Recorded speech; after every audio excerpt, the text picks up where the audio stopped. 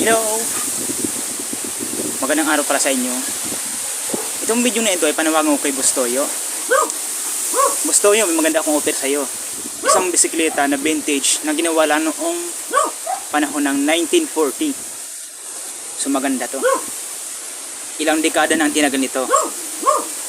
So ito na siya, papakita ko na siya.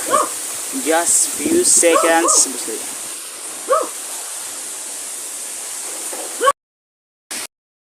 Pinaka-iniingatan kong vintage na bisikleta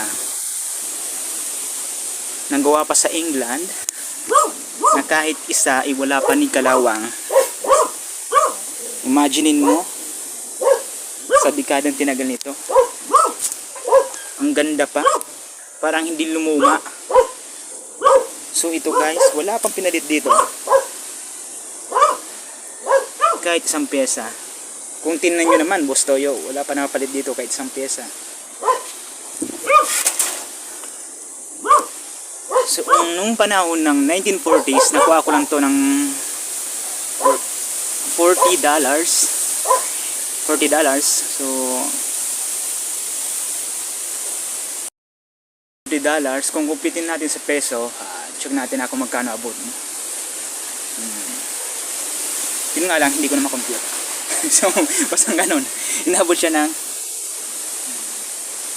million point something. So, itong bisikletang ito ay napakahalaga sa akin. So, memorable siya.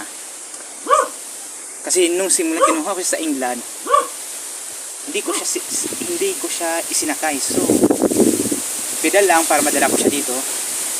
Sa kaya, Bustoyo, kung kunin mo to, may benta ko siya sa iyo ng mababa ng presyo, siguro mga worth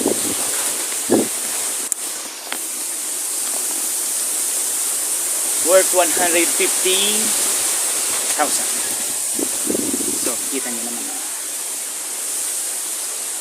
magandang uri pa ito.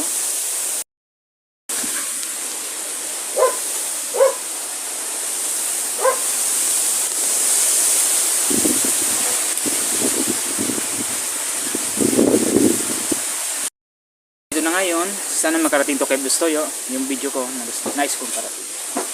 Dito na siya. Salamat. Share nyo na lang para makarating kay Bustoyo. 150,000 na bisikleta. Ginawa pa nung 1940s galing England. Salamat. Bye.